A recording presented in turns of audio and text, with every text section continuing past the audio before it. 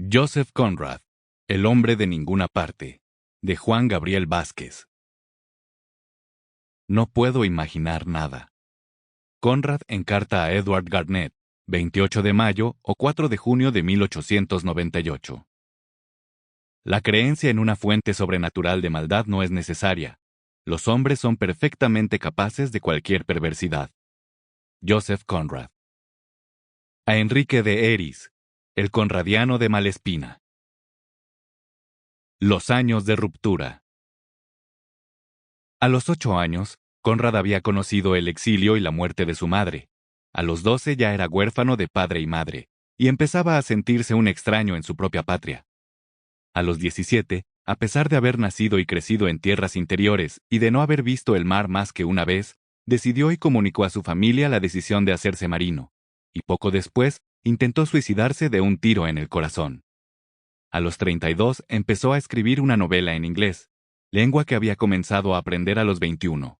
Ese hecho no le pareció obstáculo suficiente, y a los 37 dejó de forma definitiva la vida de marinero y decidió comenzar la de escritor. En los años que siguieron fue considerado traidor a su patria y a su lengua, genio vivo de las letras inglesas y mero prodigio de circo. Para cuando murió, a los 66, había tenido tiempo de contrabandear armas para los revolucionarios carlistas de España, de viajar desde el archipiélago malayo hasta la costa caribe de Colombia, de tener 2 hijos y escribir más de 20 libros, de ser admirado por Henry James y por André Gide, de negarse a recibir los máximos honores de la corona británica y de cambiar para siempre el arte de la novela. La vida de Conrad, que en esta enumeración se parece tanto a una comedia, empieza en desgracia y termina en felicidad, es en realidad un largo inventario de incomodidades, de descontentos y, por lo tanto, de rupturas. Conrad fue experto en asumir el riesgo más violento para un ser humano, el cambio de vida, el desprendimiento del pasado. No sorprende, por ello, que las lagunas de su etapa menos documentada, su juventud, sus primeros años de marinero, hayan obligado a sus biógrafos a la conjetura y, a veces, a la ficción.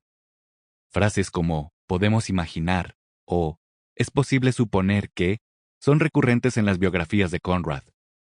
De hecho, sus propias reminiscencias, esos 2 libros inmensos que son El espejo del mar y Crónica personal, resultan tan esquivos, tan indirectos, tan laterales como una novela.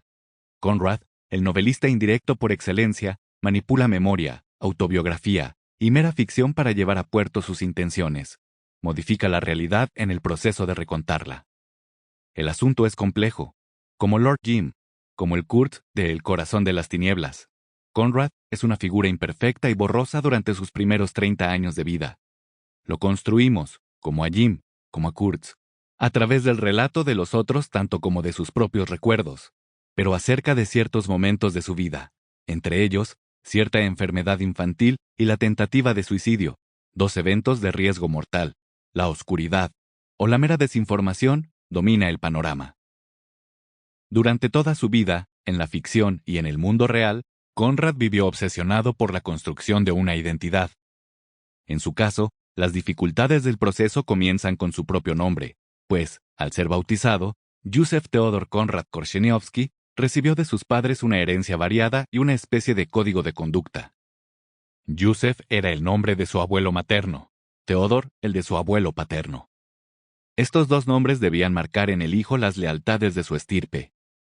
Conrad, en cambio, no era el nombre de un familiar, sino el de un personaje literario, el protagonista del poema Konrad Wallenrod, de Adam Mickiewicz, una curiosa mezcla de propaganda nacionalista y versos de calidad. El personaje del poema es un héroe romántico, una especie de mesías pagano del pueblo polaco, una reencarnación local del hombre magnánimo que se sacrifica por su patria, y se esperaba, sin duda, que el bautizado honrara su nombre o que su nombre rigiera, por lo menos, su comportamiento. La realidad fue bien distinta, pues Conrad abandonaría su patria, su pueblo y su lengua antes de cumplir la mayoría de edad. Y, lo cual es más importante, abandonaría su apellido. Es fácil transformar esta circunstancia en un símbolo perfecto, de esos que tanto gustan a los biógrafos, porque la estirpe de los Korczeniowski era en sí misma un símbolo. Apolo, el padre de Conrad, fue en su momento un patriota radical y un revolucionario de importancia. Sample complete. Ready to continue?